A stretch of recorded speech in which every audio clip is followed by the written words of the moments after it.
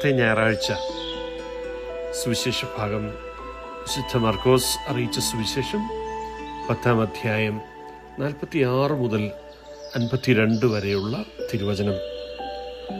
വഴിയരികിലിരിക്കുന്ന അന്ധയാചകനായ ബർത്തിമേയോസ്. അവൻ ശാരീരികമായി മാത്രമല്ല സാമൂഹികമായും അദൃശ്യനാണ്.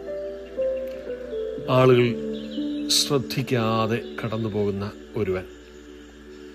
എന്നാൽ യേശുവാണ് കടന്നു പോകുന്നത് എന്നറിഞ്ഞപ്പോൾ എല്ലാം മറന്ന് അവൻ നിലവിളിക്കുന്നു, ദാവീദിന്റെ പുത്രനായ യേശുവേ, എന്നിൽ കനിയണമേ എന്ന.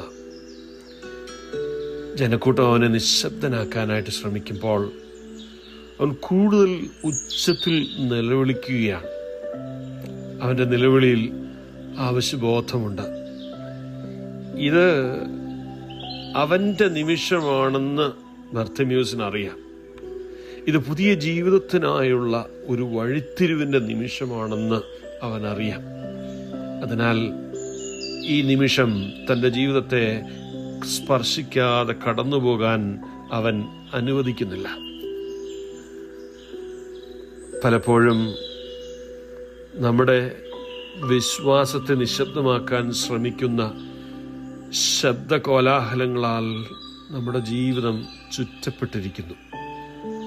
ഭയം, നിരുത്സാഹം, സംശയം, മറ്റുള്ളവരുടെ അഭിപ്രായങ്ങൾ പോലും ചിലപ്പോൾ നമ്മെ നിശബ്ദരാക്കും.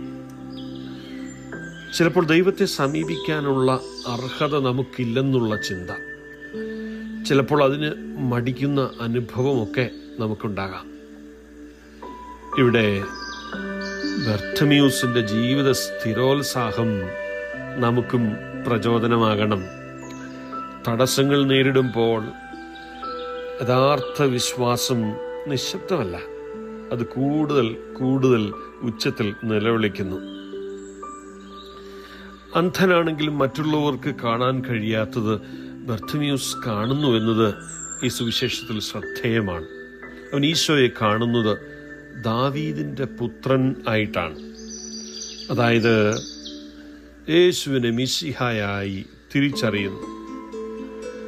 ബാഹ്യമായ കാഴ്ചയുള്ളവർക്ക് പോലും യേശു ആരെന്ന് തിരിച്ചറിയാൻ കഴിയാതെ വന്നപ്പോൾ ഈ അന്ധനായ മനുഷ്യൻ വിശ്വാസത്തിന്റെ കണ്ണുകളാൽ അവനെ തിരിച്ചറിയുന്നു. പിന്നീടാണ് സുവിശേഷത്തിലെ വളരെ മനോഹരമായ രംഗം. അതായത് വലിയ ജനക്കൂട്ടത്തിനും ബഹളങ്ങൾക്കുമിടയിൽ ഈശോ ബർത്തിമേയോസിന്റെ നിലവിളി കേട്ട് അവിടെ നിന്ന് അവനെ വിളിക്കുകയാണ്.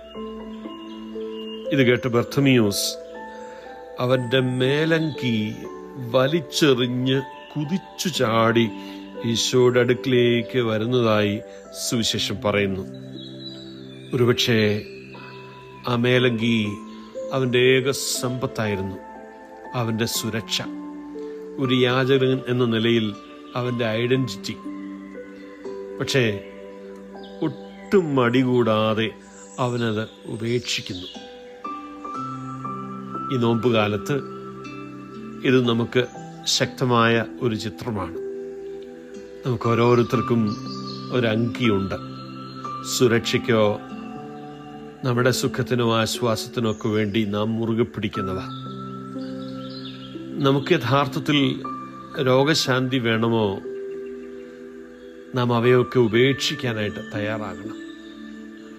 ഒരേ സമയം പഴയ ജീവിതശൈലിയോട് പറ്റിപ്പിടിച്ചിരിക്കാനും ക്രിസ്തു നൽകുന്ന പുതുജീവൻ പ്രാപിക്കാനും സാധ്യമല്ല. വളരെ വ്യക്തിപരമായ ഒരു ചോദ്യം ഈശോ ബർത്തിമേയോസിനോട് ചോദിക്കുക. ഞാൻ നിനക്ക് വേണ്ടി എന്ത് ചെയ്യണമെന്നാണ് നീ ആഗ്രഹിക്കുന്നത്? അവൻ്റെ മറുപടി വളരെ ലളിതവും സത്യസന്ധവുമാണ്. ഗുരോ, എനിക്ക് കാഴ്ച വീണ്ടു കിട്ടണം. അതാണ് നോമ്പുകാല പ്രാർത്ഥന.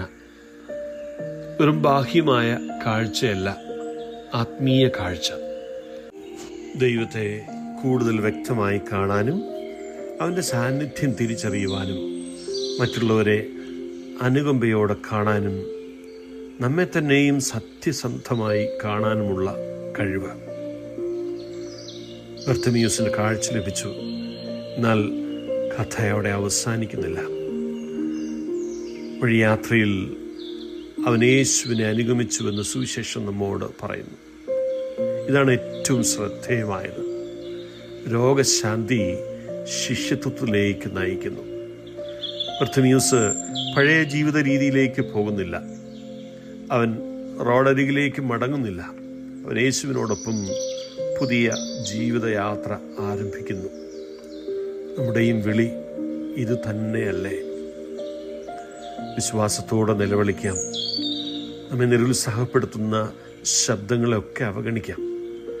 നമ്മെ പിന്നോട്ട് വലിക്കുന്നവയെ മാറ്റിവെക്കാം. സത്യസന്ധമായി ഈ നാളുകളിൽ ഈശോയുടെ മുൻപാകെ വരാം.